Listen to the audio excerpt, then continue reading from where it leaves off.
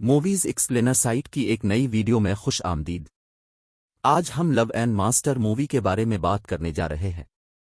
زمین کی طرف جانے والے ایک کشودرگرہ کی تباہی کے بعد کیمیائی نتیجہ تمام سرد خون والے جانوروں جیسے مینڈک اور گھونگھے بڑے جارحانہ عفریت میں تبدیل ہو جاتا ہے۔ فیئر فیلڈ سے انخلا کے دوران نوجوان جوئل ڈاسن اپنی گرل فرینڈ ایمی سے الگ ہو گیا لیکن اسے ڈھونڈنے کا وعدہ کرتا ہے۔ وہ اپنے والدین کو اس وقت مرتے ہوئے دیکھتا ہے جب ان کی کار ایک عفریت کی ٹانگ سے کچل جاتی ہے۔ 7 سال بعد جوئل، جو اب 24 سال کا ہے، بہت سے زیر زمین بنکروں میں سے ایک میں رہتا ہے جسے کالونیاں کہا جاتا ہے۔ باقی بچ جانے والے اس کے علاوہ راکشوں سے لڑتے ہوئے اور سامان کی صفائی کرتے ہوئے رومانوی طور پر ایک دوسرے کے ساتھ جوڑا بنا چکے ہیں۔ جوئل کو باورچی کے طور پر کام کرنے کے لیے تفویض کیا گیا ہے کیونکہ وہ خطرناک حالات میں منجمد کرنے کے لیے بدنام ہے۔ جب ایک دیو ہیکل چیونٹی اپنی کالونی کی خلاف ورزی کرتی ہے، زندہ بچ جانے والوں میں سے ایک کو مار دیتی ہے، جوئل فیصلہ کرتا ہے کہ اس کے پاس کافی ہے اور وہ ایمی کے ساتھ دوبارہ ملنے کی جستجو پر نکلتا ہے تاکہ وہ تنہا نہ رہے۔ باقی بچ جانے والے اس خوف کے باوجود کہ وہ زندہ نہیں رہے گا، اسے ایک نقشہ اور کرا ثبوت دیتے ہیں۔ مضافاتی علاقوں سے گزرتے ہوئے جوئل پر ایک دیو ہیکل ٹاڈ مونسٹر نے حملہ کیا لیکن اسے بوائے نامی ایک آوارہ کتے نے بچایا جو جوئل کے سفر پر اس کا پیچھا کرتا ہے، اسے زہریلے بیر اور دیگر خطرات سے خبردار کرتا ہے۔ جوئل کیڑے کے راکشوں کے گھونسلے میں گرتا ہے جسے اسینڈ گوبلرز کہا جاتا ہے جب 2 زندہ بچ جانے والے کلا ڈٹن اور اس کی گود لی ہوئی بیٹی منو اسے بچاتے ہیں۔ وہ شمال کی طرف پہاڑوں کی طرف جا رہے ہیں جہاں سرد موسم اور زیادہ اونچائی کا مطلب ہے کم راکشس۔ وہ جوئل کو بقا کی کچھ بنیادی مہارتیں سکھاتے ہیں، کیسے لڑنا ہے، خطرے کو محسوس کرنا ہے اور کھانا تلاش کرنا ہے۔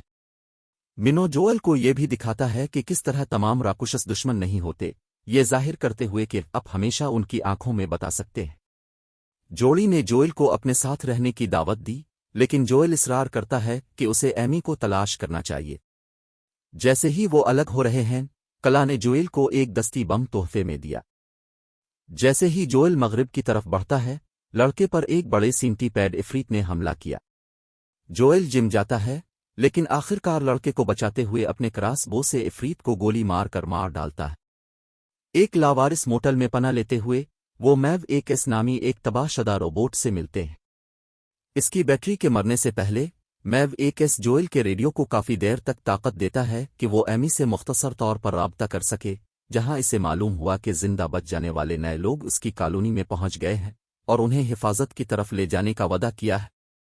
اگلے دن جوئل اور لڑکے پر ایک ملکہ سینڈ گوبولر نے حملہ کیا۔ وہ چھپتے ہیں لیکن لڑکا بھونکتا ہے، اپنی پوزیشن چھوڑ دیتا ہے۔ جوئل ملکہ کو دستی بم سے مار ڈالتا ہے لیکن لڑکے کو خطرے میں ڈالنے پر چیختا ہے جس کی وجہ سے لڑکا بھاگ جاتا ہے۔ ایک دریا کے اس پار تیرنے کے بعد جوئل زہریلی جونکوں میں ڈھک جاتا ہے اور ان کے زہر سے دھوم مچانے لگتا ہے۔ بچ جانے سے پہلے وہ تریاک کے طور پر کچھ پتے نگل لیتا ہے۔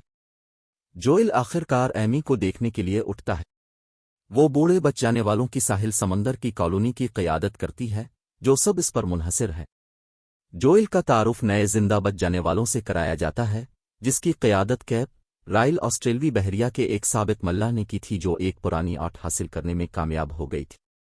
جیسا کہ ہر کوئی اپنی آنے والی رخصتی کا جشن منا رہا ہے، ایمی نے اعتراف کیا کہ وہ جوئل کو دیکھ کر خوش ہے لیکن اس میں کوئی رومانوی دلچسپی نہیں ہے کیونکہ وہ اب بھی اپنے کسی قریبی شخص کی موت پر سوگ منا رہی ہے۔ جوئل اپنی کالونی واپس آنے کا فیصلہ کرتا ہے اور ریڈیو پر ان سے رابطہ کرتا ہے، یہ جان کر کہ یہ غیر محفوظ ہو گیا ہے اور انہیں بھی جلد ہی وہاں سے نکل جانا چاہیے۔ کیپ جوئل کو کچھ بیر بھیجتا ہے جسے وہ زہریلا سمجھتا ہے۔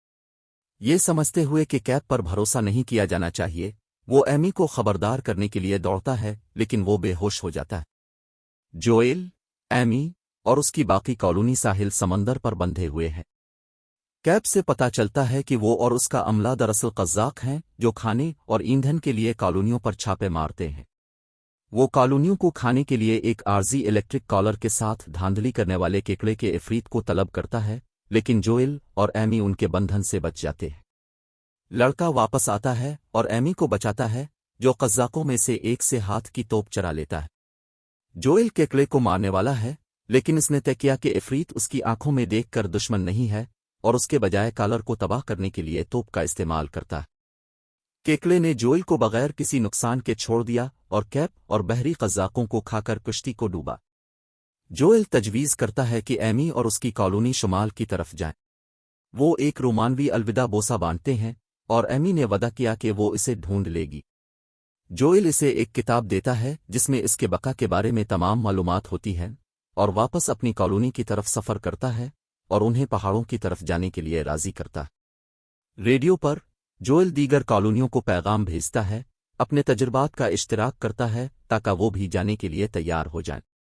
जैसे ही हर कोई शुमाल की तरफ बढ़ रहा है, कला और मन्नो, जो पहले ही पहाड़ों में हैं, हैरान हैं कि क्या जोएल अगले सफ़र में जिंदा रहेगा।